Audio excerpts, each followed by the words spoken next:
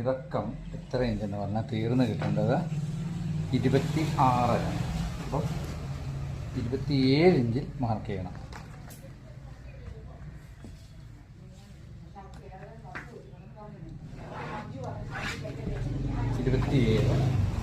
കയ്യെത്തുമ്പോൾ കൂട്ടി ഇവിടെ മാർക്ക് ചെയ്യണം. അതിന് ശേഷം നമ്മുടെ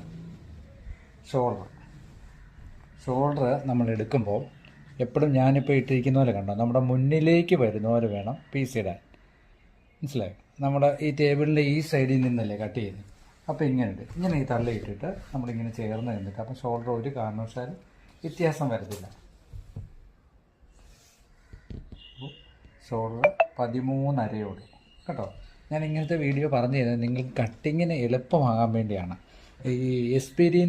ഈ കട്ട് ചെയ്ത് എക്സ്പീരിയൻസ് ഉള്ളവരാണൊക്കെ ഉള്ളൂ ഇതുപോലുള്ള ഐഡിയാസ് കിട്ടുകയുള്ളൂ. ഇങ്ങനെ ചെയ്തിട്ട് ഞാൻ നിങ്ങളോട് പറഞ്ഞില്ലേ, ഷോൾഡർ ഇങ്ങനെ നിന്നിട്ട് നമ്മളിങ്ങനെ നിന്ന് വെട്ടുമ്പോൾ ഇങ്ങനെ നിന്നിട്ട് ഇങ്ങനെ ഷോൾഡർ എടുക്കുകയാണെങ്കിൽ നമുക്ക് എളുപ്പമാണ്.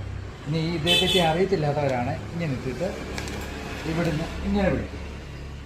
അതൊക്കെ ചിലപ്പം വ്യത്യാസം വരാനുള്ള സാധ്യതയുണ്ട്. വലിച്ചു പിടിക്കണം, അതൊന്നും വേണ്ട. നിങ്ങൾ ഇങ്ങനെ ടോപ്പ് ഇട്ടിട്ട് ഇങ്ങനെ ഇരിക്കുക. എന്നിട്ട് നമ്മൾ ഈ ഉടുപ്പിനോട് ചേർന്ന് നിന്നിട്ട് കണ്ടോ, ഇങ്ങനെ മാർക്ക് ചെയ്യുമ്പോൾ കൃത്യം 13.5. അതുപോലൊക്കെ നിങ്ങൾ ചെയ്ത് ശീലിക്കണം. അപ്പോൾ കട്ടിങ്ങും എളുപ്പമാവും. ഈ കാണുന്നവർക്കാണ് തന്നെ നമ്മുടെ ഈ ചെയ്യുന്ന വർക്കിന് ഒരു മൊത്തത്തിലുള്ള ഒരു പ്ലാനും പദ്ധതിയും കറക്റ്റാണ്. ഈ ഒരു കാഴ്ചക്കാരന് ഒരു കസ്റ്റമർ വന്ന് നോക്കുന്ന